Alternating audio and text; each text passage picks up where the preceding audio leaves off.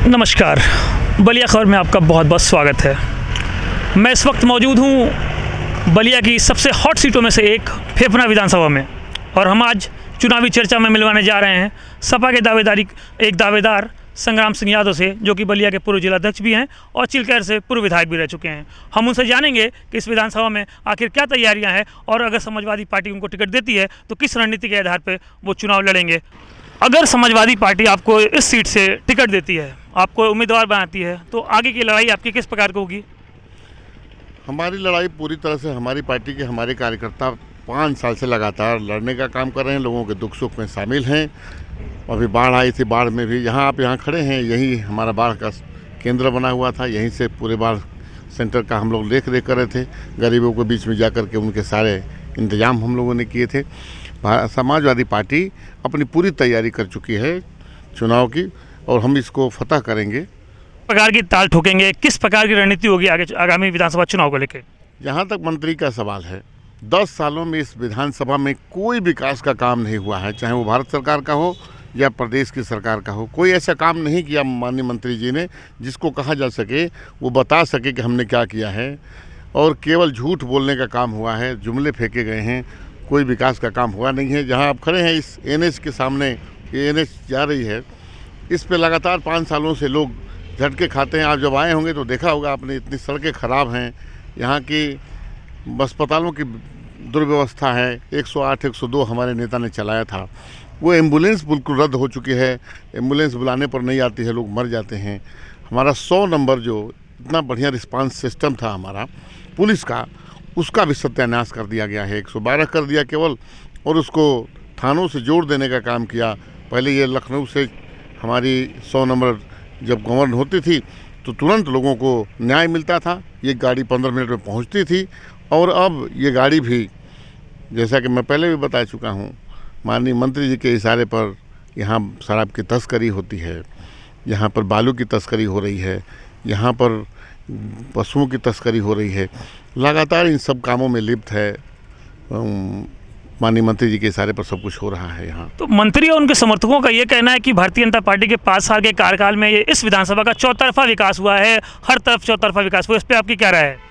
मैं मंत्री जी के समर्थकों से पूछना चाहता हूँ, एक काम बताओ।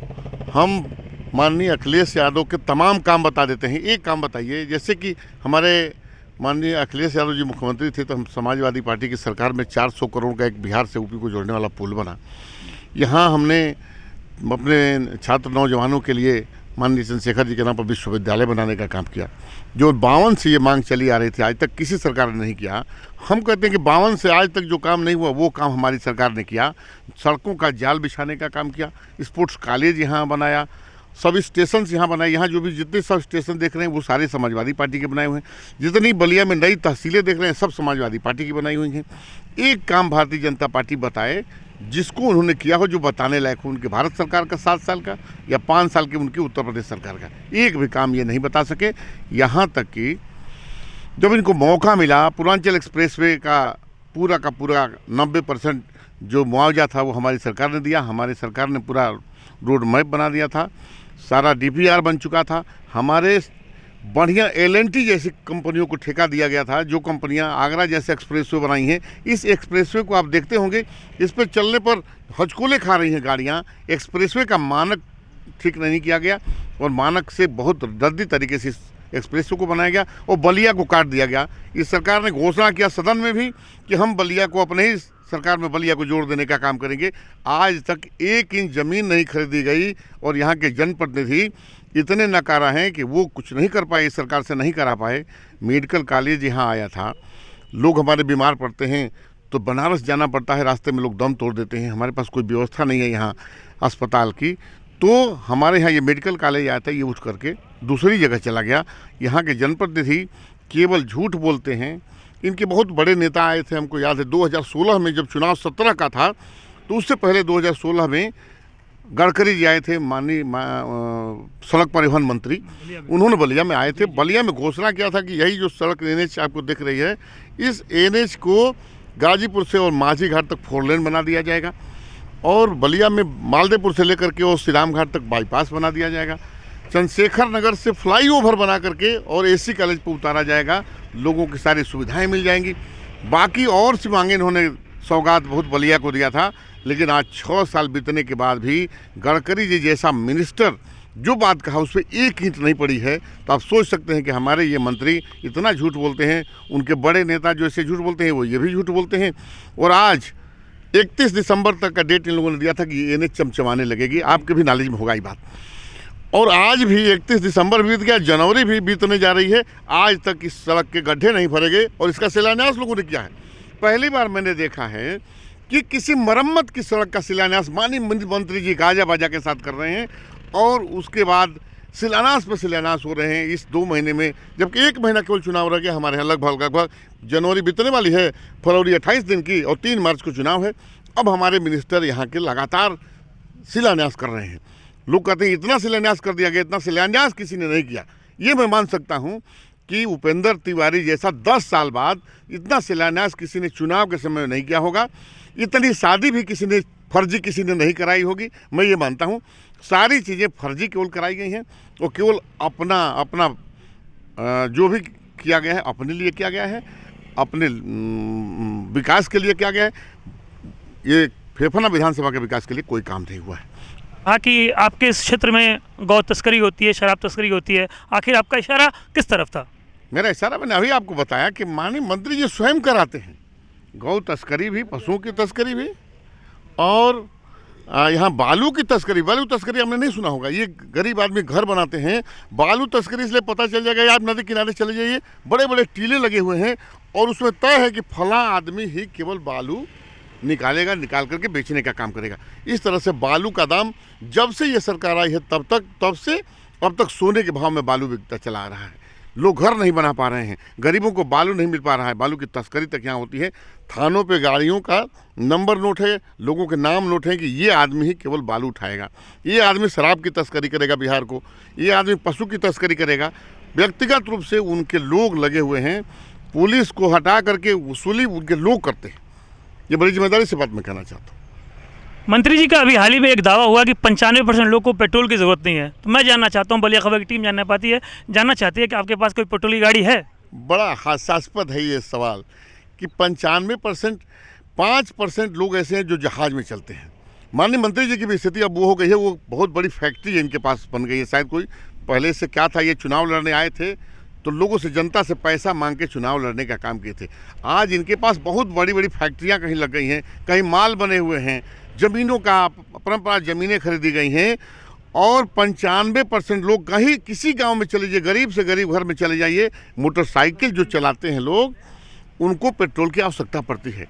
100% किसान हमारे डीजल की आवश्यकता पड़ती है। 100% किसानों को हर घर में पेट्रोल की आवश्यकता है। एक एक लड़का निकलता है किसी काम के लिए तो 100 रुपये का पेट्रोल बनाने में उसको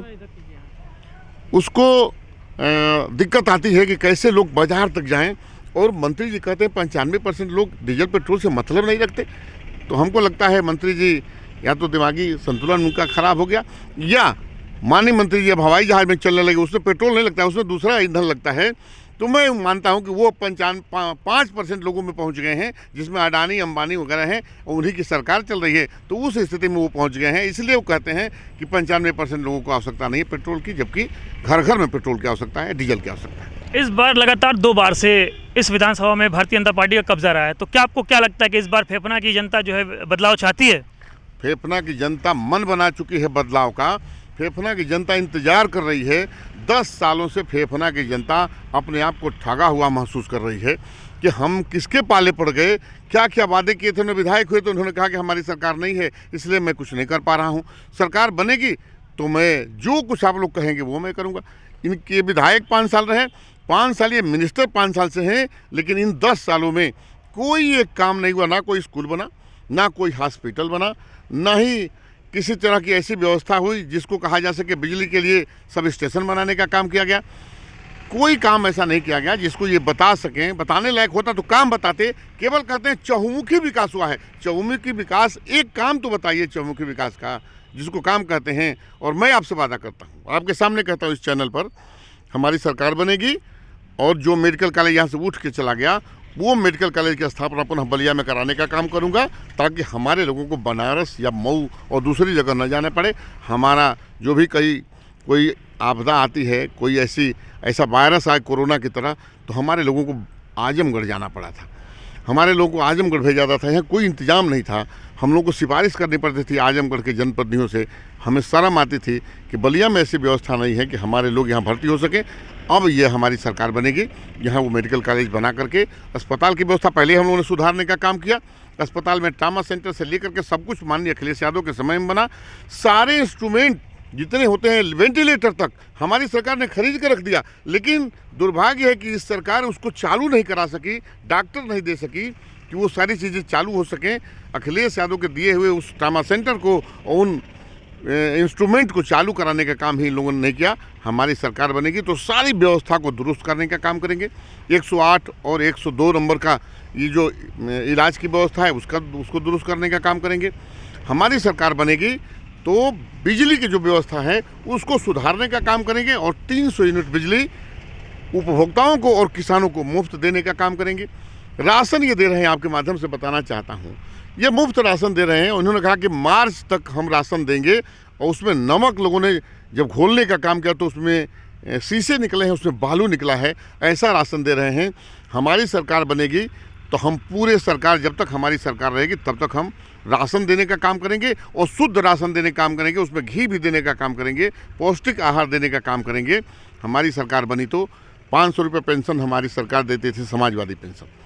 वो पेंशन ये लोग आए, उन्होंने बंद कर दिया। अपनी माताओं बहनों को एक भी गरीब नहीं बचेगा जिसको हम पेंशन देंगे और 1500 रुपये महीना पेंशन देने का काम करेंगे। किसानों के आय बढ़ाने का काम करेंगे। एमएसपी पर हम एसपी बढ़ाने का काम करेंगे। गन्ना किसानों का भुगतान 15 दिन के अंदर सुनिश्चित किया जाएगा कि 15 दिन के उनका भुगतान हो सके। ये हमारी योजनाएं हैं और जल्दी ही हमारा घोषणा पत्र आने वाला है, तो उसमें आपको बहुत से ऐसे सहूलतें हैं जो जनता को दी जाएंगी, उसमें आपका उसका जिक्र होगा। इसलिए आपके सामने मैं कहता हूं कि समाजवादी पार्टी बिल्कुल यहाँ जीत के कगार पर, जैसे चुनाव का इंतजार यहाँ की जनता कर रही है और यहाँ से इस मिनिस्टर को हटाना चाहती है जनता। जब भी मौका मिलेगा जनता तुरंत इसको हटाने का काम करेगी, भारतीय जनता पार्टी को यहाँ से भगाने का काम करेगी। मौजूदा सरकार की नीतियों को किस प्रकार से आप देखते हैं? मौजूदा सरकार की नीतियाँ केवल लोगों को आपस में लड़ाने की नीति है, इनको लोगों को बांटने की नीति है। हमारी सरकार बनेगी तो सबको जोड़कर चलने का काम हम करेंगे। हर जाति और धर्म को लोगों को फायदा पहुंचाने के लिए हमारी सरकार बनेगी तो 3 महीने के अंदर जातीय जनगणना करा करके और जिसकी जितनी संख्या भारी उसकी उतनी हिस्सेदारी के हिसाब से हम हर जात हर धर्म के लोगों तक सारी योजनाओं को पहुंचाने का काम करेंगे, जिससे गरीब तक हमारी योजनाएं पहुंच सके। ये हमारी सरकार की मंशा है। इनकी नीतियाँ केवल लड़ाने वाली है, लोगों को बांटने वाली है। हम जोड़ने में विश्वास करते हैं, ये बांटने में विश्वास करते हैं। आखिरी सवाल की, आगामी विधानसभा चुनाव में समाजवादी पार्टी कितनी सीटें जीतने जा रही है? बलिया की सातों सीटें समाजवादी पार्टी जीतने जा रही है। आपसे बता रहा हूँ, आज के चैनल में याद रखिएगा, सातों की सातों सीटें बलिया में समाजवादी पार्टी जीत करके यहाँ परचम लहराने जा रही है। आप डोर टू डोर जाके अपना कैंपेन कर रहे हैं, उस कैंपेन में कैसा रिस्पांस मिल रहा है फेफना की जनता का? जनता लगातार हम लोगों का स्वागत कर रही है, हम लोगों का स्वागत कर रही है और तारीख का इंतजार कर रही है। क्योंकि हम लोग तो तारीख का इंतजार कर रहे हैं, विधायक जी जल्दी से तारीख आ जाए, हम लोग इसको हटा करके और निश्चित रूप से समाजवादी पार्टी की सरकार बना करके माननीय अखिलेश यादव को मुख्यमंत्री बनाने के लिए जनता यहाँ के इंतजार कर रही है। अगर समाजवादी पार्टी आपको टिकट देती है और यहाँ की जनता ने आपको चुनकर विधानसभा भेजती है, तो ऐसी कौन सी प्राथमिकताएं होंगी जो इस विधानसभा के लिए आपकी पहली प्राथमिकता होगी? सबसे पहले हमारी सड़कें दुरुस्त होनी चाहिए, सड़कों का इंतजाम किया जाएगा।